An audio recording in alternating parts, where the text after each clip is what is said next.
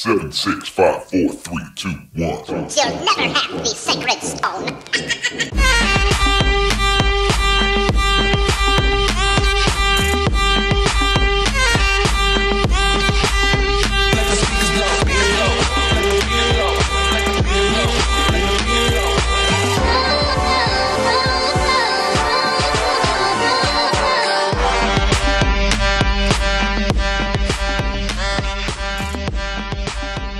All right, and welcome back to another edition of the Vegas Squares podcast, quarantined edition. We are flirting with all of the advancements in technology. I've had to learn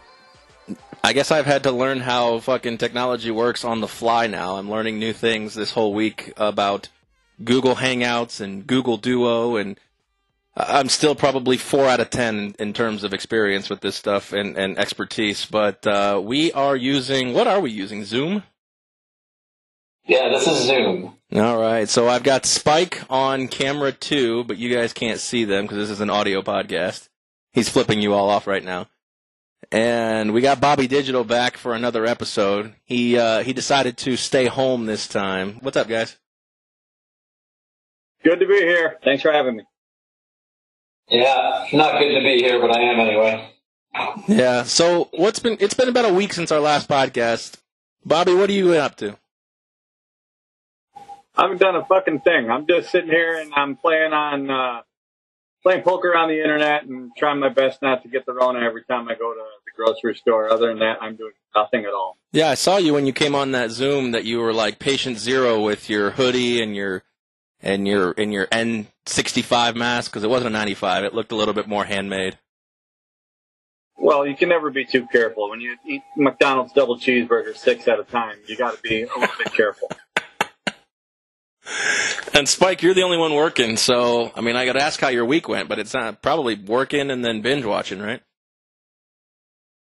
Pretty much. Last week was fucking chaotic at work. We had a major event that went on that was kind of mine and one other person's baby, and we had to handhold a whole bunch of shit going on. But no, this is a new normal. I think this is what we're all going to have to get used to. Well, I mean, for those of us that can work from home, it's the new normal. For people in the hospitality industry, the gaming industry, all that kind of shit, I have no idea what the hell's going to happen with you guys. Yeah, we can't really telecommute blackjack. I mean, we've tried, but it's really hard for a dealer to telecommute cards to a player. So I think for right now. Yeah, that's like telling a waitress to go work from home. It doesn't really work.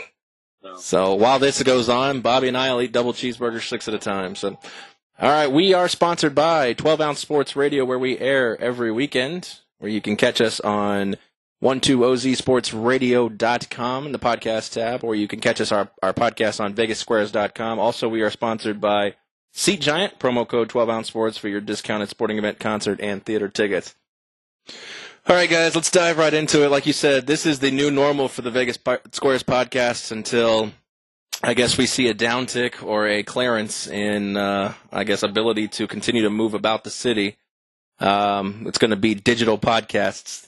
But let's start talking, because I got a bunch of stuff here on the docket. A lot of things have happened over the last week since we've talked. And the first thing I saw, 12 Ounce actually posted a DM to my Twitter account, to our Twitter account at Vegas Squares, and asked if we had to only be able to watch one sporting event that already occurred, i.e. a Super Bowl, etc., for the rest of our life. If we only got that one sporting event, what would we pick? And I'm curious to know your all's answers as well.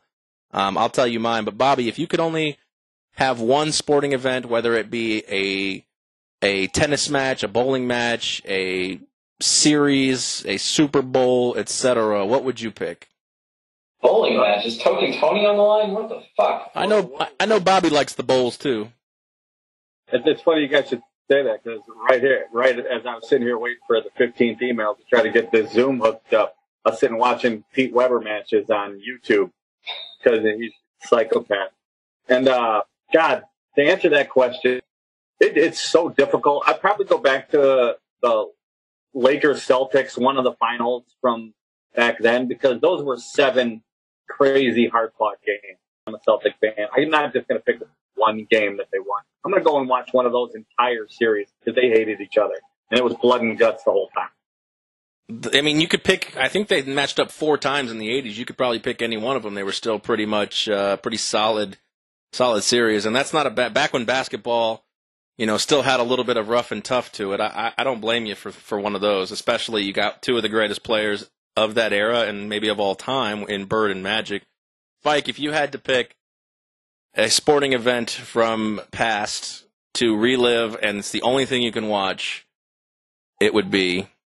Yeah, I've been kind of going back and forth on all this, and it's difficult for me to narrow it down to one game, much like Bobby here. I'm also a Boston guy, so there's plenty to choose from, especially in the last 20 years or so. Originally, I was going to say either Game 4 or Game 7 of the 2004 ALCS, because those Red Sox-Yankees games were brutal, but they were fun. Obviously, Boston getting the better of those 2 games and completing that comeback, which was fantastic. Obviously, the Patriots Super Bowl, coming back against Atlanta, the 28-3 game is certainly one for the ages. And it might sound crazy, but I might go 2011 Stanley Cup Final Game 3. That was the game where Nathan Horton took the brutal concussion early on in the game. And then the Bruins went on and just put on an absolute bloodbath, winning the game like 8-1 and just running Luongo out of the building and humiliating that Canucks team. Yeah, I remember that one. That one got embarrassing for real fast. Yeah, and I might be wrong, but I think that was also the game where Tim Thomas actually cross-checked one of the Sedins in front of the net, too. It was definitely that series. I just don't remember it was that specific game. But, I mean, that really turned the tide for that series. And is it just me, or does absolutely everybody hate Roberto Luongo? I mean, he is hated everywhere he goes. He's hated in the sense that, he's kind of a weird guy because off the ice, he's fucking hilarious on Twitter. And he seems like a really decent dude otherwise. But, I mean, those press conferences that he had where he was, like, shitting all over Thomas and saying, I didn't realize I had to pump up his tires. Those kind of quotes really rubbed Boston fans the wrong way, especially during that series. Hall of Famer? No. Oh, No. Fuck that. No way. No, I mean, especially with how tough it is for goalies to get in. And Aaron and I have talked about it. I don't think Marc-Andre Fleury's a Hall of Famer. I don't think Henrik Lundqvist is a Hall of Famer. Carey Price, maybe, but I doubt it just because of the lack of championships. I think there are very few goalies playing right now that you could actually even consider for that kind of thing. I thought Jonathan Quick was on a trajectory to do it, but he fell apart as well. Yeah, same thing with goalie Bob. I thought he had a really good shot, especially if they made it deep in the playoffs. But yeah, there's just nobody in the. You could maybe make an argument if Tuukka Rask wins the second Vezina, and if Boston, even with the shortened playoff, if they make it to another final or even win the thing this year, I think you could make an argument for Tuukka to get in, but it's really hard for me to put anybody else in. How old is Tuukka? Is Tuukka like 31? 32? Yeah, he's still young. He's still got a few years ahead of him. Because remember, he was the starter in 2010 and then essentially lost the job to Tim Thomas in 2011. Yeah. It would be an interesting spot. Tuukka has definitely has some shelf life left. Luongo, you're right, he was very much hated almost everywhere he went. I felt like when he went to Florida, kind of almost as a quote-unquote like proverbial retirement, he began to become a little bit more, I wouldn't say, I don't know, more accepted in the fact that, he's a longevity guy. He's like Ryan Fitzpatrick. You don't really think he's great. He's just been around so long that you're like, God, he can't be that bad. He does have the wins. The wins are up there, but I don't classify him as any of the Hašiks, the Fuhrers, the guys who are in the Hall of Fame right now, in that spot. Careful with that pronunciation there. Fuhrer? Yeah. Well, how do you say it? There was a guy called Adolf Hitler, who's also known as the Fuhrer. It could be misconstrued. Well, I wasn't remember this. I wasn't trying to make Adolf Hitler's case for the Hockey Hall of Fame, so. I think you knew. But you never know. You gotta remember, more dumb people listen to this than smart people. That's fair. You know That's what? a fair point. There are more dumb people on this than listen to it too. Well, I'm looking at two of them right now inside my phone there. So, but actually, Yeah, right. Spike, you touched on it. If I had to pick a single sporting event to relive, it would be the 2004 ALCS. I would prefer, if you had to give me the whole series, if I could, I don't want to pick a game, obviously, because 4, 5, and 7 were phenomenal. But if you have to give me the whole series, obviously I don't want the first 3. Even, actually, I was a little bit in awe. I mean, I was in high school when that series was being played. I was even in awe at how dominant the Yankees were in the first 3 games, and Game 3 when they got shellacked, when the Red Sox got shellacked 19-8, I'm like, holy cow, this team is a juggernaut. And I remember watching Game 4, just like, please just don't get beat by 11 runs again. And you're right, watching, Mariano Rivera in the 9th, you're like, all right, it's over. And it's just like Bill Miller hits like the universe-altering single up the middle that just changed the whole complexion of that series. Capped off with Johnny Damon's homer in Game 7, which, if you remember Johnny Damon in Boston, which I'm sure you guys do, he never hit home runs. So it was just like to watch that 4-game stretch, and then the following 4-game stretch in the World Series, they basically won 8 in a row to win the series. But if you had to give me, I would take particularly games 4 through 7, but I would take the 2004 ALCS as well. It was one of those series where it was just, the city of Boston essentially shut down during that series for everybody to watch that. Right. Especially after the disappointment of 2003 with Aaron fucking Boone. Aaron fucking Boone hitting the home run off of Tim Wakefield to win it in Game 7 in New York, which made it even worse. Right. After Grady Little fucked it up. Yeah, I mean, you could always make that argument, but it was just it was such redemption. And especially that season, because that was the same season, don't forget, that had the famous Varitek throwing the punch at A-Rod. Correct. In the game that everybody loved. So, I mean, that entire 2004 season, that rivalry, it felt almost like old-time hockey. I mean, it was brutal. Those games were nasty. Everything about it was fantastic. But then, some people wanted to say that the 2004 World Series was almost a letdown. Like, it was. There was no excitement in that 2004 World Series, none at all. There was no drama. But I was at Game 2 of that World Series. That was fucking nail-biting. Even though I think the Sox won it like 6-3, it was still one of those games where everybody was on edge the entire time. Just every pitch, everybody was just like. Well, of course, by natural process, after 86 years, the World Series, they're going to be on pins and needles again because they hadn't won one in that time, 86 years, and it was just, every pitch is going to be, oh, where's the letdown coming? It's the but, kind of curse. Oh, yeah. But in 2004, which brawl was better? Varitek and A-Rod or Pedro and Don Zimmer? The Pedro and Don Zimmer one was funny, not because of, it was funny because of Pedro and Don Zimmer, but I also remember scrawny dude on the Yankees went after Gabe fucking Kapler, who was like the most jacked guy in Major League Baseball at that time. And Kapler's just looking at him like almost smiling, like, try it again and I will swallow you whole. Well, yeah, I remember Gabe Kapler's only real contribution to the MLB was probably strength and conditioning.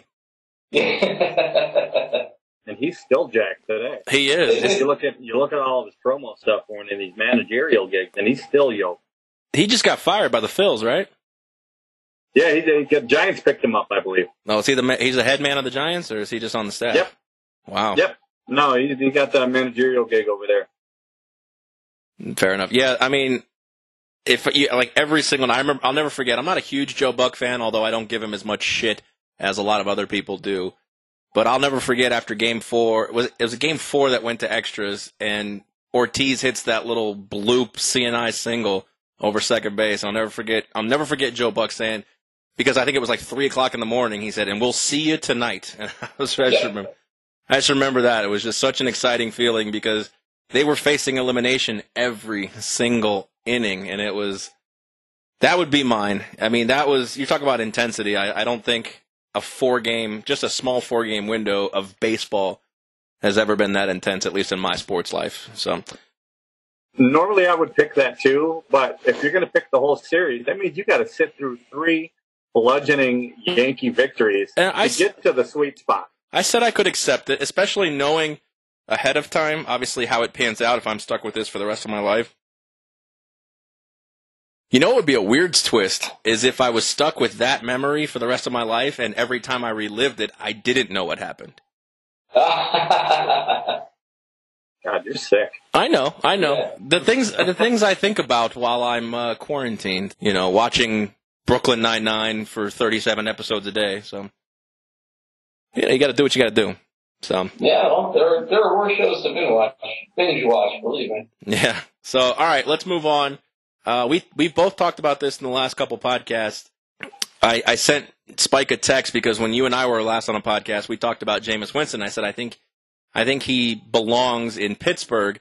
And then I was listening to Colin Cowherd a couple days ago, and he had Jason McIntyre on, and Jason McIntyre said that Jameis's best destination would be the Pittsburgh Steelers. And I'm like, damn, somebody's been listening to our podcast. So Jason McIntyre needs to credit me for that at some point. But, and then Bobby, you and I talked, and we talked about the NFL storyline that could happen if Jameis signs in New England. I know that things really haven't gotten updated too much. Do you guys have any other thoughts on where he may end up? Or I know you may have changed your mind, or where do you think he should go? Sorry about that. I just didn't know if you could hear me or not. No, I'm still thinking that New England is a good fit. I think the guy's got too much talent, and you get somebody like Football Yoda in charge of him, and he is no longer going to be 30 interceptions. I don't know. How many interceptions did he throw last year? He threw 30, yes. Oh, yeah. He's the first quarterback to throw 30 TDs and 30 picks in the same year. I don't think that'll happen this year. I mean, you stick him up there with Football Yoda, and he's going to be a different quarterback. Smarter, good system. It's going to be great. Yeah, I know that people in New England definitely want this guy, and if the goal is to win, I could kind of see it making sense. I have 2 issues with that. Number one, cap space. New England currently has $1 million, if that, in cap space. So yeah, roughly, sign give or this take. guy means, readjusting other salaries, trading guys, dumping guys, doing what you need to do in order to get the room to bring him on.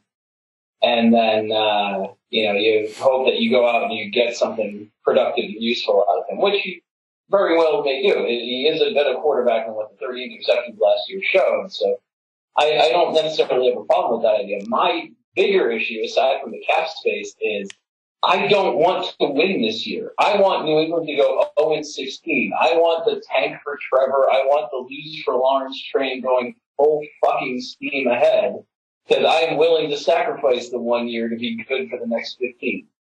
It's funny that, and I know that you say that, I know you've been on the tank train, but it's funny that you talk about tanking for Trevor as a guy who doesn't follow college football at all.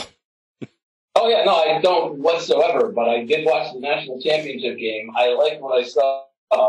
He seems like the kind of kid that can lead a team and, give him Belichick, and God forgive me for saying this, but give him Josh McDaniels. I think that's a recipe for success with a young quarterback. Now, Bobby, do you think that there's anybody in the draft? I mean, obviously, you could probably rule out Joe Burrow, maybe Tua. But is there somebody in this draft you'd rather the Patriots grab? I mean, I know you're not a fan of the Patriots, but if you'd rather they grab somebody there than rather tanking the season for Trevor? Well, first of all, I don't think the Patriots are ever going to tank. You know what I mean? Like, even if you took the team that the Patriots have now, if no one signed, put them on the field, they're not going to go 0-16. That if absolutely no one was at quarterback, they put one of the running backs at quarterback, they're going to go minimum 4-12. Because they're just too good from top to bottom to lose that many games. The tank for Trevor thing, that's not going to happen. Now, to go back on the quarterback train, what do you want? The guy from Georgia? He was at Georgia for 14 years. Nobody wants him. I mean, they got him projected in the top 10. Did I see that somewhere? No. I've seen him anywhere from end of the first to the beginning of the third, so basically second round. But I mean, you look at Jake Fromm from Georgia. I mean, with all due respect, that's his name, Fromm. Sorry, go ahead. No, with all due respect, I mean, he's Jacob Eason from Washington was a Georgia quarterback. Jake Fromm beat him out. He had to transfer. Justin Fields, who everybody's slobbering all over as well, was a Georgia quarterback. Jake Fromm beat him out. He had to transfer. So, I mean, I don't think Jake Fromm's a slouch. I mean, he did appear in a national championship game. I think he appeared in at least 2 college football playoffs. I think he has the mental capacity. I'm not all in on Jake Fromm, especially if you have to spend the second pick on him. But if he's there in the second round, I don't see why you don't take a shot on that guy. All right, compare Jake Fromm to somebody in the NFL right now. Yeah, exactly. There's a whole bunch why does he have to be 6'3" slow white guys? But why does he have to be compared? I mean, there's a 6'3" slow white guy who won 6 rings. I'm not saying Jake. Talking about. What am I comparing him as a player, like who he looks like? Is that what you're saying? As the way he plays, or are you saying that what my expectation of him? Like, I don't know if he's going to win 6 rings. I don't know that. Yeah, what's his ceiling? Where do you see Jake Fromm? I see Jake Fromm as incredibly ordinary. There's a lot of Jake Fromm. If I had to compare him to a quarterback in the league, and this is really just spitballing without doing a lot of thought process, I'd compare him to something like Derek Carr. God, I don't think he's as good as Derek Carr, to be honest with you. And Derek Carr's not great. They're looking for people to take Derek Carr's But job, you know what? I'm not sure if a quarterback in New England has to be great. I mean, okay. Everybody talks about a system quarterback. I'm not going to go down that road, but maybe Tom Brady in another system would not have been as good, but he's still a quality quarterback. Maybe Tom Brady in Los Angeles for 20 years, like Phillip Rivers, would have a career exactly like Phillip Rivers. I don't think Tom Brady's the greatest quarterback athletically of all time. He was in a good spot. He won clutch games. He grew and developed over the course of his 20-year career to become the greatest quarterback achievement-wise of all time. So Jake Fromm, Derek Carr's career is not over. I mean, we don't know what's going to become of him. I'm not balls to the wall with Jake Fromm. I just feel like I feel safer taking Jake Fromm than I do Tua Tagovailoa with his injuries. Yeah, I mean, Tua's going to have risk, but that's all risk reward, of course, because when Tua is healthy and he's right, but tell me, he can dominate a game. Go ahead. What's a higher risk, taking Tua at 5 or 6 whenever the Dolphins pick, or taking Jake Fromm in the second round at the 50th pick or whatever? But it all depends on what your goals are, and are you trying to win now? Because if you take Tua, your goal is to win now. Because you don't take a quarterback 5th and say, okay, this guy we're going to put him on the bench and just wait for him. I'm not a big fan of that. Take a quarterback in the top 5, you start him. You start him immediately because that's a top 5 draft pick. Now, Jake Fromm, I see Jake Fromm as... Well, Jake Fromm should not start immediately if he's a New England Patriot. Trying to come... He should not start immediately if he gets drafted by the New England Patriots, whether he's drafted with the 22nd pick, second round, third round, whatever. So who do they start? Brian then? I told you Stidham's starting next year. I don't love it, but he's starting next year. God. I think Jameis Winston is starting next year if they can find a way to put him in there. Well, how much do you think Jameis Winston's spike is going to command? A lot more than the Patriots have to offer right now. I know that much. What's he making now? I don't even know that. Hold on, I'll find it. He had a 5th-year option. I would say he's probably around the 20 to 22 million because of that rookie deal. I think you get a 5th-year option for like 22 or something like that. So, I mean, obviously, the longer he's without a team, the lower his price goes, I would imagine. Right, and the 30 interceptions last year is going to be a bad look for him, but I don't know. I mean, somebody out there that wants/needs a quarterback is probably going to go, what do you think, 10 to 12 at least? Yeah, Jameson's last year was 20.9. 20.9. Okay. So basically $21 million. And Yeah. if you're saying the question is does he have to look for a deal like Teddy Bridgewater? I mean, he's not coming off an injury, but I think Teddy Bridgewater made like 8 to 9 million last year. We remember me and Token Tony had a bet on this. I want to say he signed like a 1-year deal for like 9 million or something like that. I don't know if he can get more than that, but I think he probably thinks he's worth more than 9 or 10 million, especially if he's starting. I'm sure he thinks he's worth more than that. I think somebody will overpay for him, though, to be honest with you. But what's overpaying Jameis Winston? I mean, 30 interceptions 15, is a lot, but 16? 30. There are not a lot of guys throwing 30 touchdowns either. True. I mean, they're probably going to look at it as, well, he can afford to throw 30 touchdowns because they're down 31-3 every game. Well, that was a case where he did throw a lot of touchdowns because they were down and he was throwing, but they were also down because he threw a lot of picks too. So he might be in more games if he can curb the INTs a little bit. I don't know. It's just like we were talking about last. I mean, there's probably a handful of spots. I know the Jaguars have, I guess, been the leading team in the clubhouse at this point, but you know my feelings. I want some Mustache Minshew for 2020. It's just, I know that Minshew's kind of the fun,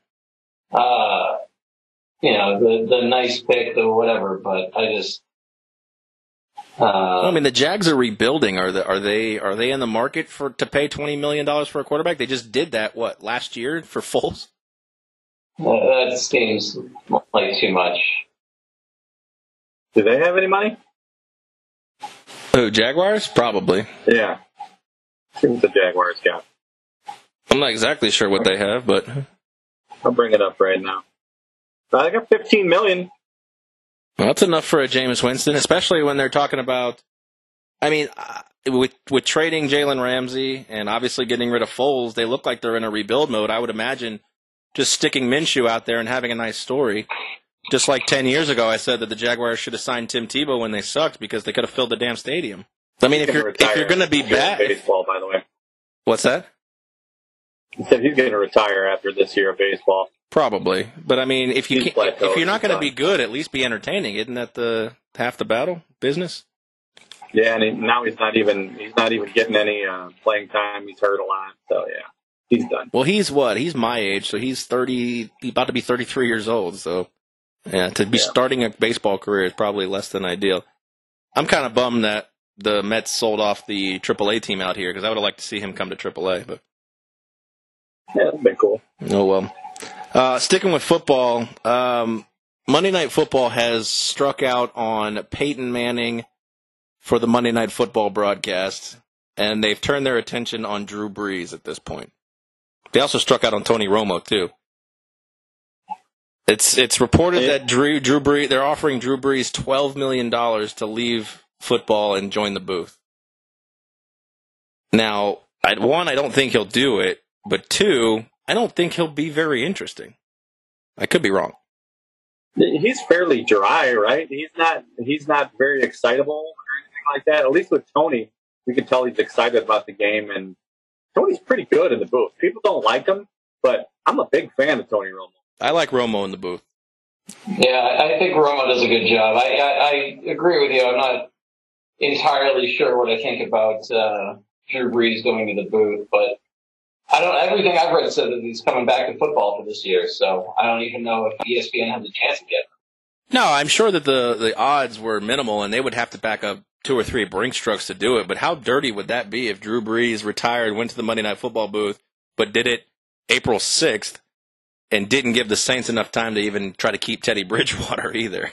I guess my question is why I know that Peyton Manning's still in commercials and he's probably not hurting for money, but I'm curious, other than the fact that I think he may want to be the John Elway of another team.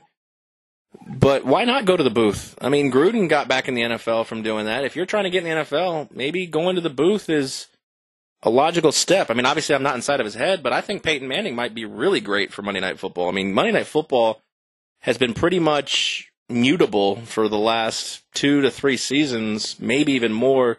How long's Gruden been gone? 2 seasons? Or has it been 1? At least 2, because we had the 1 year of the Boogermobile and then 1 year of Booger in the booth. Yeah, the Jason Witten year was pretty awful. Yeah, so 2 years. It's been the only reason I even leave the volume on is for what they're going to say next, and it's not related to the game. I'm just they're walking memes at this point, which is good. It's funny, but it's not related to football. Well, Booger is one of the worst I've ever heard. I mean, Booger McFarland is just an awful listen to on any football broadcast, and putting him in that dumb mechanical chair that moves around just makes it even more of a puppet show than listening to the guy talk. And I'm sitting here looking at 248 million reasons why Peyton Manning doesn't do Monday Night Football. He made $500 million in his career, so I don't think he's real quick to jump in the booth. No, I said I know he's not hard up for money, and I know that when they asked him, I want to say when Gruden left, they tried to get him, and he said he didn't want to announce because he didn't want to end up on, I think, one of Eli's games. He didn't want to have to say anything critical or perceived favoritism. But now that Eli's gone, again, I know that he's not hit up for money, but I think this would be an interesting. If he bombs, it's not going to tarnish any kind of legacy of Peyton Manning. I think Peyton Manning's a great personality as far as being off the field. I mean, his commercials are pretty funny. His Saturday Night Live is pretty funny. I'm sure he could bring a dose of originality to Monday Night Football. Maybe I'm just being selfish, but I think he should take a shot at it. I mean, I know that Breeze was a 0% chance, but I thought Peyton Manning would be a perfect fit.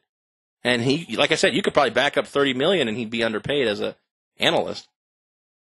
It'd be true. I wouldn't mind seeing Peyton Manning, but he probably also wants to work with whomever he wants to, and not just the Monday Night Football booth. And I think that's why Tony Romo stayed where he was, because he really enjoys working the games with the CBS crew. So I don't know. Well, that's fine. I'm pretty sure if Peyton Manning said, cut Booger and Tessitore, ESPN would buy them out in a blink. Yeah, it'd be pretty good if they put Peyton and Eli in the booth. Oh, that'd be kind of funny. That'd be interesting. I mean, their DirecTV commercials 10 years ago were pretty funny. So I mean, it may be dry comical humor that actually is humor. I don't know. That'd be a good shot. Just back up $50 million for the Manning boys. I'm in. I can see that. I'm in. Fair enough. All right. Speaking in the NFL, we'll stay there. I want to get your all's opinion on this because I've been reading Twitter regarding the PI, the pass interference. We all remember the Saints-Rams playoff game from 2 seasons ago that instituted this new pass interference review where coaches could challenge pass interference. My numbers aren't right, but I'm pretty sure that the amount of PIs overturned was single digits, probably less than 5% of the calls.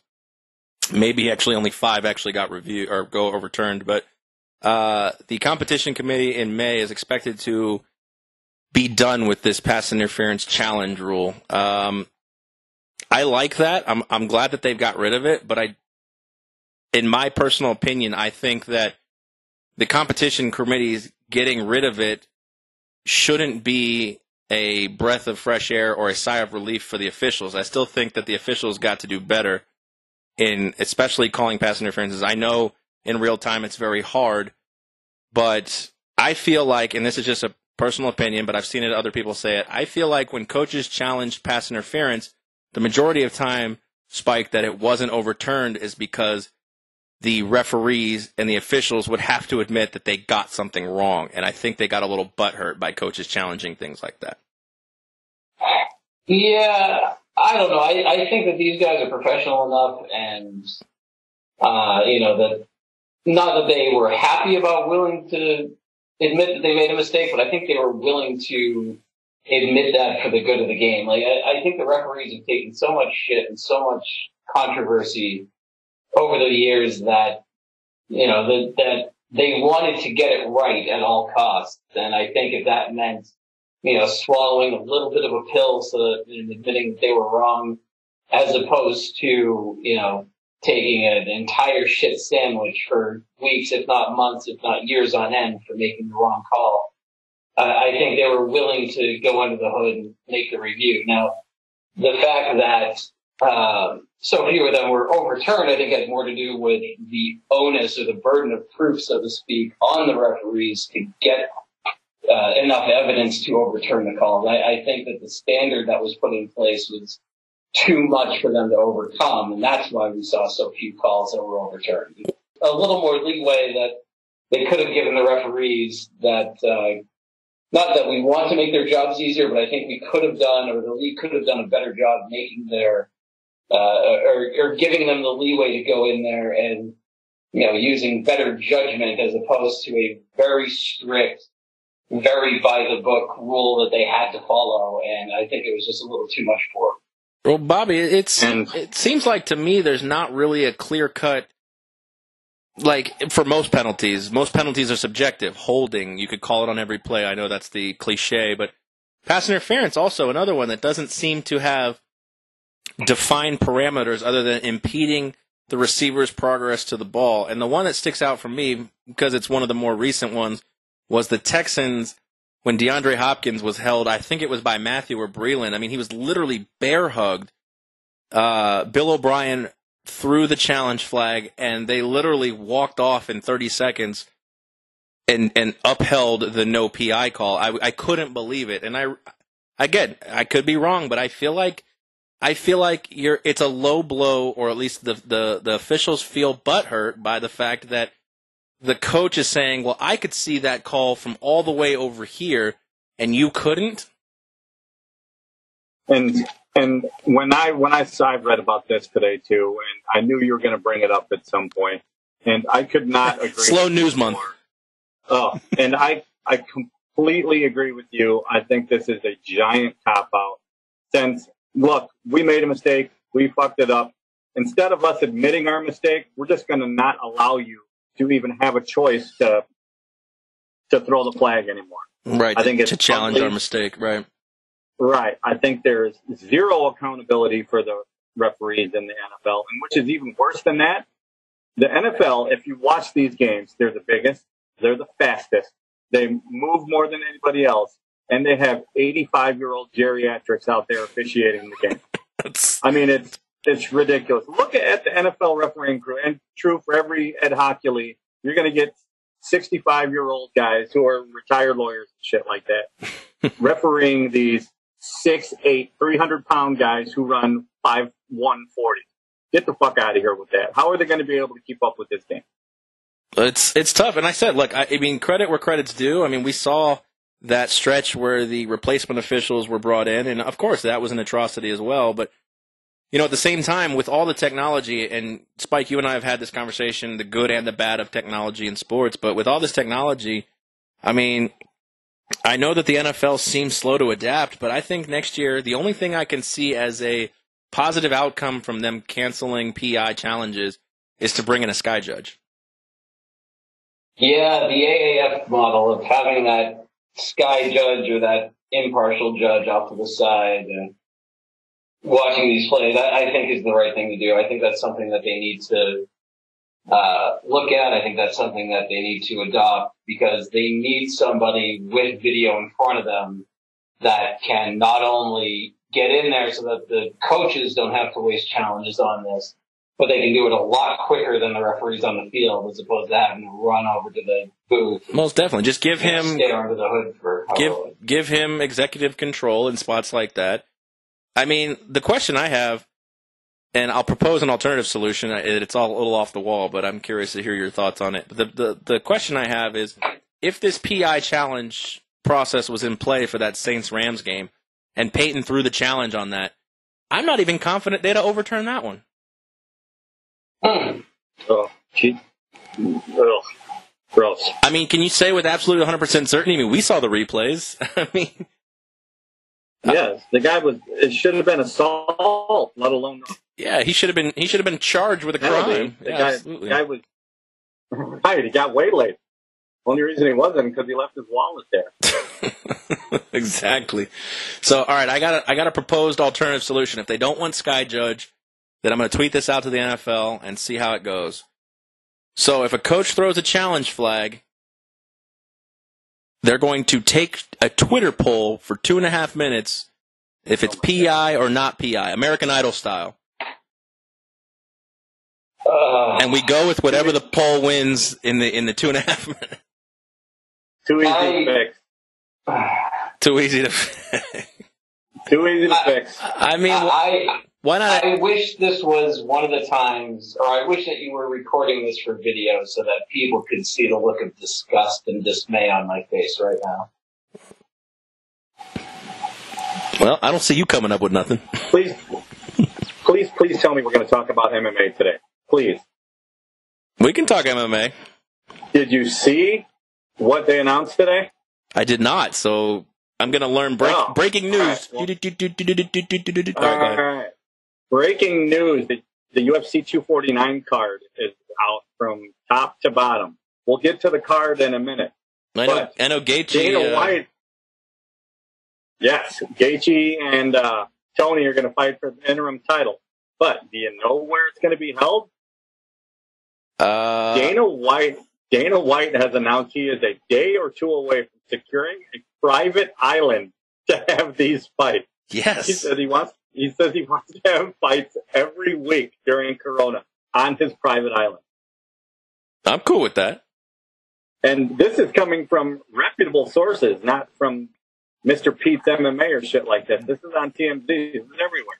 This guy's out of his mind. Do you think that maybe one of the cruise lines would offer up like one of their like when we took our cruise to the Caribbean back in October, we went to Harvest Cay, which is Norwegian's private island. Maybe one of them can throw up an octagon in there. Wow, that's unbelievable. So private island, Dana. I'm looking at this card right now, and I don't know. Correct me if I'm wrong. I don't know if this is Jeremy Stevens is still on there on the main card. Yeah, Jeremy Stevens is fighting Calvin Kattar, featherweight pop. But correct me if I'm wrong. Greg Hardy wasn't on that card before. No, Greg Hardy was a recent replacement. He's fighting a guy named Yorgan De Castro. And he's Spike, that's 6-0 as a pro. That's the Greg Hardy from the Panthers. Yes, that's Greg Hardy of the Panthers. And the last two times I've watched Greg Hardy, it has been a shit show. He's fighting a guy who's got 6 pro fights, all of them in like regional shows. He beat this guy Sanford Weeks, who fought on Dana White's Contender Series. But I don't see. I mean, it's a step up for Greg Hardy, but everybody's been a step up for Greg Hardy. He hasn't fought besides the last guy. The last guy was a good fight though. Yeah, Greg hung in there against Volkov. I mean, I'm not even hating the preliminary, dude. Francis Ngannou is on the preliminary card on ESPN. Yeah, he's fighting Rosenstrike. I don't know too much about him. Is he a Brazilian guy? No, they're both nasty. First of all, they're just going to sit there and they're going to pound on each other for a while. Is he an African dude? Yeah, I don't know if he's African. Hold on. It says he's from Suriname. I don't know what the hell that is. That's South American. That's South America, yeah. Yeah. I never even heard of that Suriname. What's small? I see that. Not big. Yeah, I see that. Wow. It's a great card, though. If everybody shows up and wants to fight, that's a great card. I would love to see this on a private island. Private island would be great. The only thing that would make this better, and I'm okay with Gaethje, but if we finally got Ferguson and Khabib on a private island would be fantastic.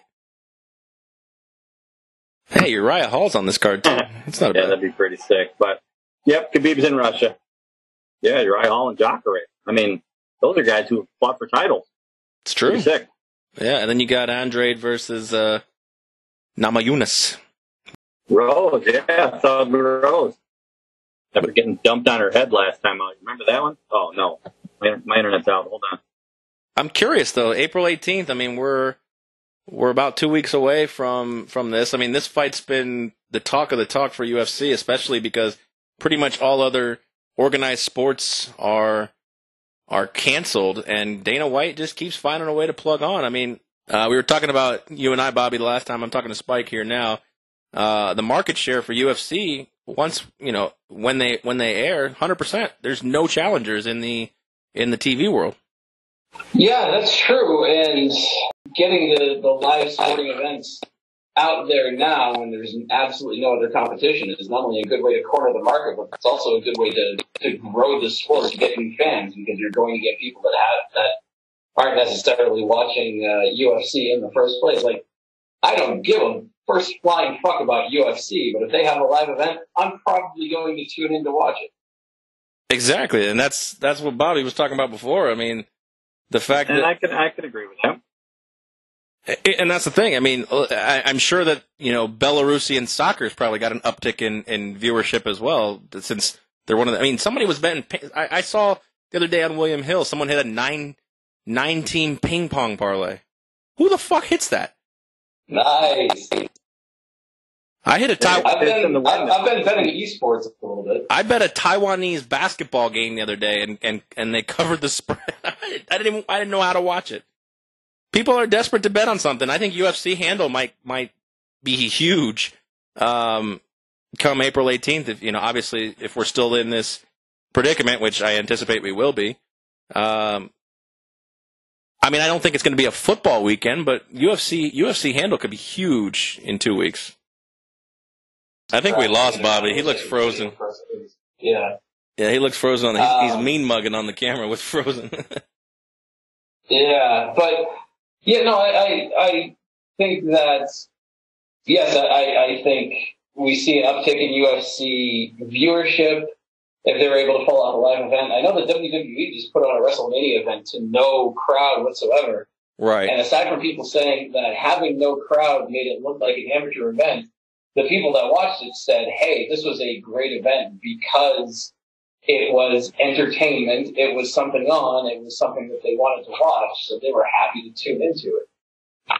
Yeah, and that's the thing. I think, UFC can do that exact same thing and kind of corner the market when nothing else is out there. So I think this is an opportune time for them to strike if they're able to get the island, get the permissions that they need, and get the cameras and all that going. I mean, most definitely. And like I said, this is a way to, again, being the only thing on, this is a way to attract new fans. I mean, you just said you don't follow UFC, you don't give it the time of day, but I mean, how many UFC fights have you watched in your life?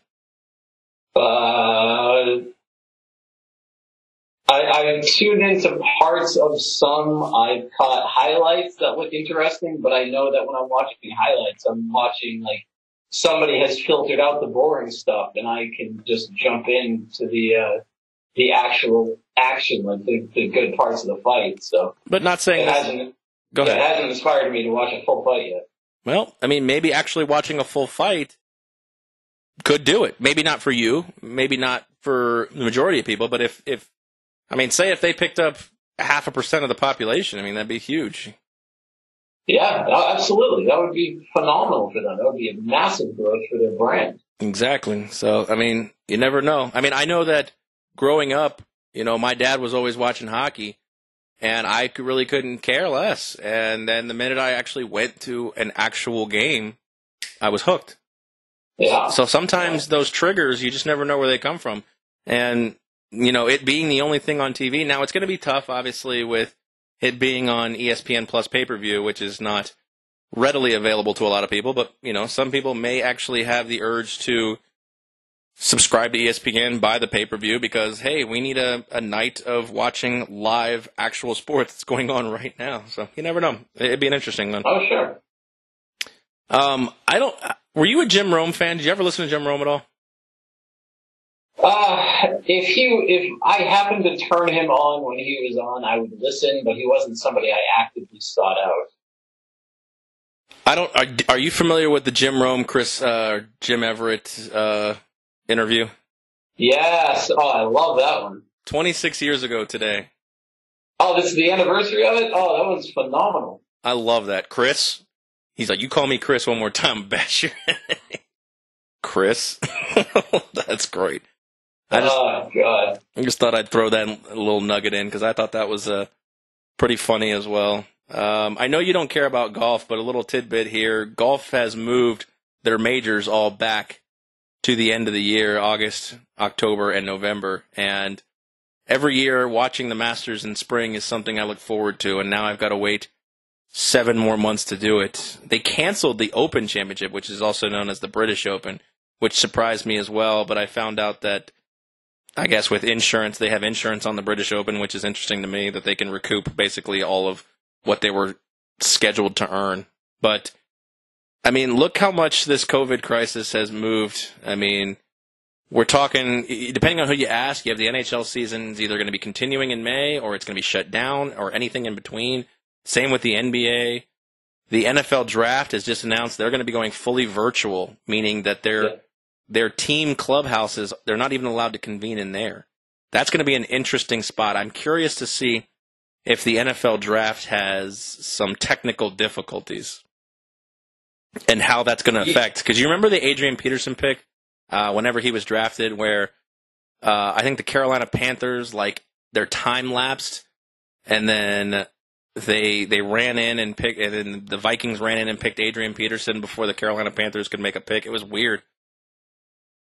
I don't remember that happening with Adrian Peterson, but I do remember that has happened in the past, which makes me wonder, especially with the technology, because, the NFL is not going to have time to build a homegrown system that they have control over, which means that they're going to have to use something like a Zoom or WebEx, Google Hangout, something like that. I wonder if anybody can hack into that.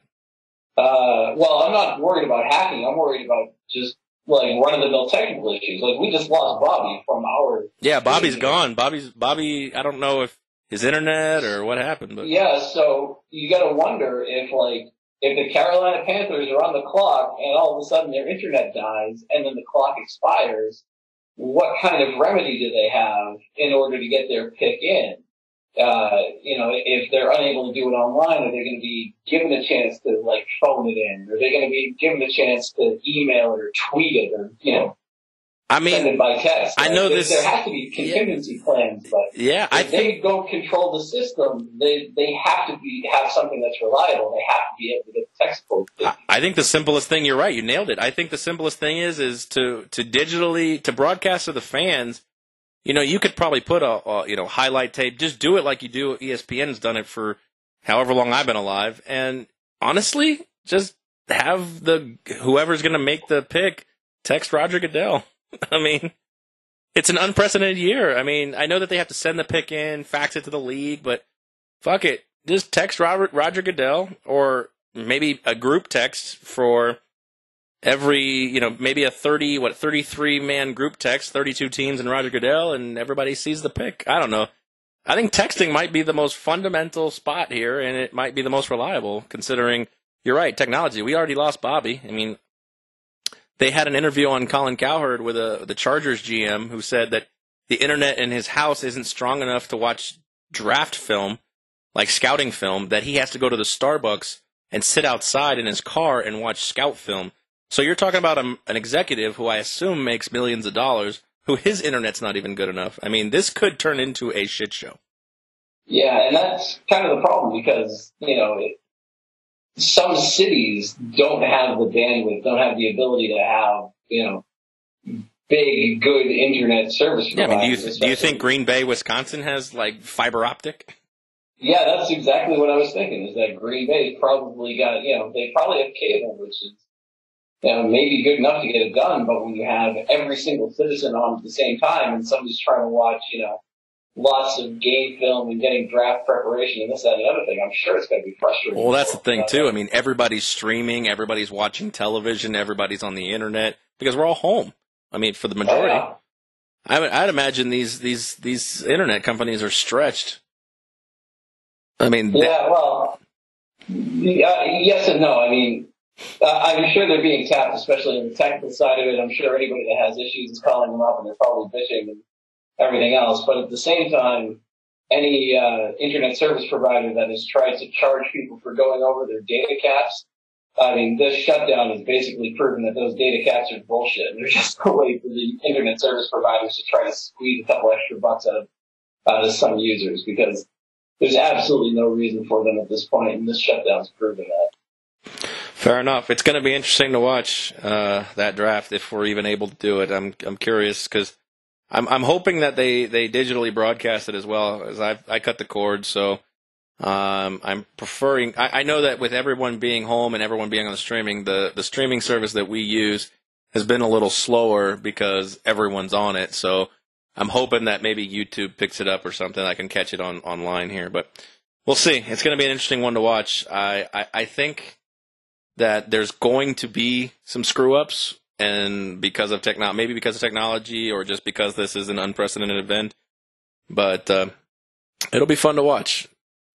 Yeah, no, for sure. Fun is, I don't know that's the word that I would use to describe it, but it will certainly be interesting and unprecedented.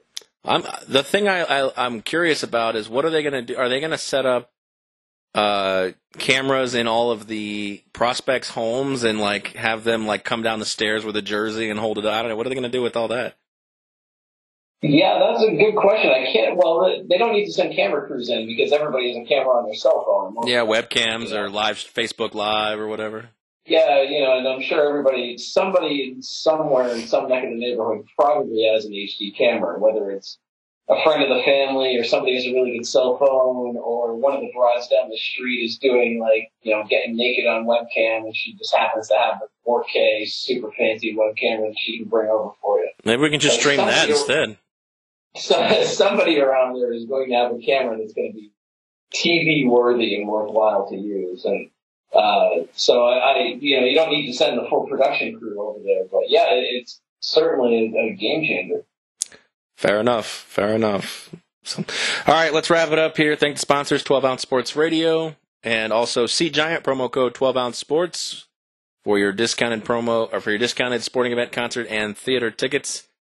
Wrap it up here. We lost Bobby. We're going to work on this whole telecommunication for the next podcast. But for Spike, for the disconnected Bobby Digital, I am Aaron. We appreciate you listening. We will catch you on the next one.